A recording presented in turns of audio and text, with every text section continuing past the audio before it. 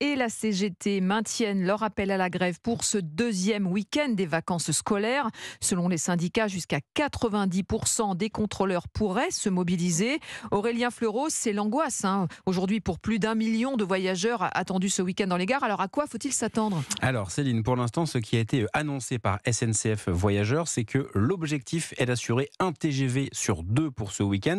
Le plan de transport précis sera connu tout à l'heure à 15h. Donc les voyageurs concernés ont normalement déjà commencé à recevoir des SMS, des mails pour les prévenir que leur train est soit annulé, soit maintenu. Et ça va évidemment durer encore dans les heures qui viennent. L'entreprise explique avoir fixé 3 priorités pour ces 3 jours de grève. Faire partir un maximum de trains à la neige, notamment assurer les retours de ceux qui sont déjà partis en vacances.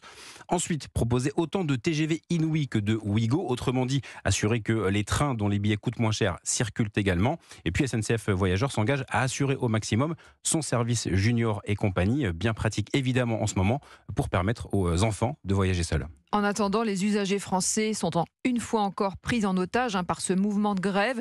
Et c'est au pire moment, comme à chaque fois. Oui, en pleine vacances scolaires. Et d'ailleurs, ces préavis de grève avant chaque grand départ commencent à sérieusement énerver la direction de la SNCF qui, depuis la prise de fonction de Jean-Pierre Farandou, avait réussi à apaiser le climat social après les longues grèves de 2018. Un mouvement incompréhensible a répété donc la direction aujourd'hui, incompréhensible aussi pour une partie des Français puisque selon le sondage réalisé par l'Institut CSA pour Europe 1 CNews et le JDD, 52% des personnes interrogées répondent oui à la question « Êtes-vous pour l'interdiction des grèves dans les transports en commun pendant les vacances scolaires ?» C'est 3% de plus que cette même question posée à l'automne dernier. L'opposition à ces grèves pendant les vacances est nettement marquée chez les plus de 50 ans ainsi que chez les sympathisants de Renaissance et des Républicains.